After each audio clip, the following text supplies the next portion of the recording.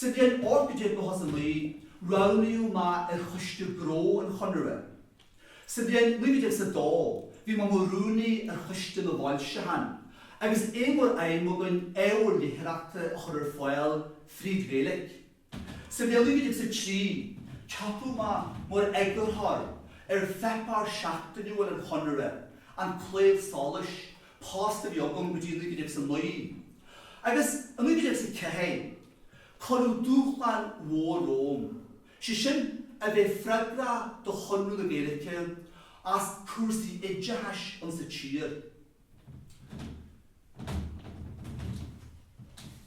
Ba bhilteanna sa nám an stáid in ró an Ghaeilge sa Oideachas in éireann. Fiú bhain sa bhilteacht, éit mar ró a Ghaeilge ag do poistí ága bhí teach na scáile.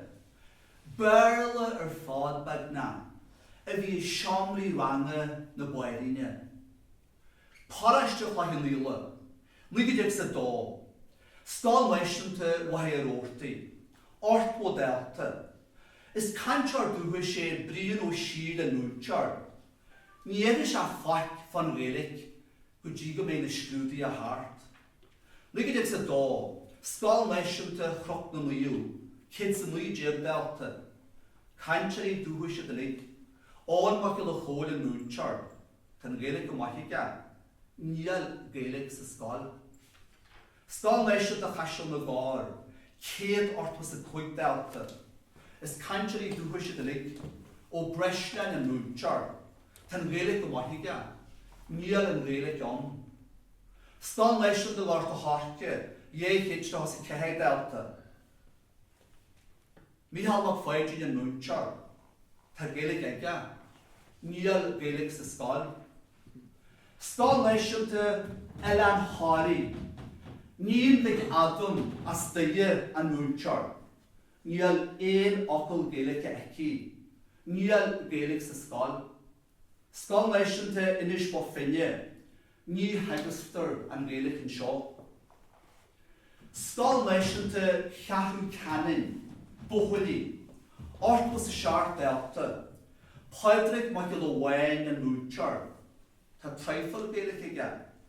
Tá leor a dó I rognaí deantaige, agus bé an Ghaeilge sa scáil bail.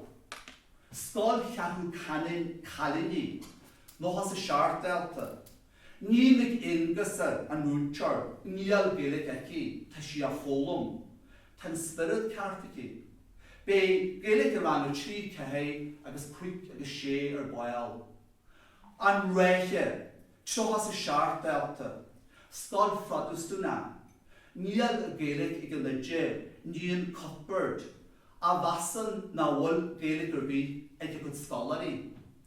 Agus sin mar a bhí se a barastí ó Cheann na tíre.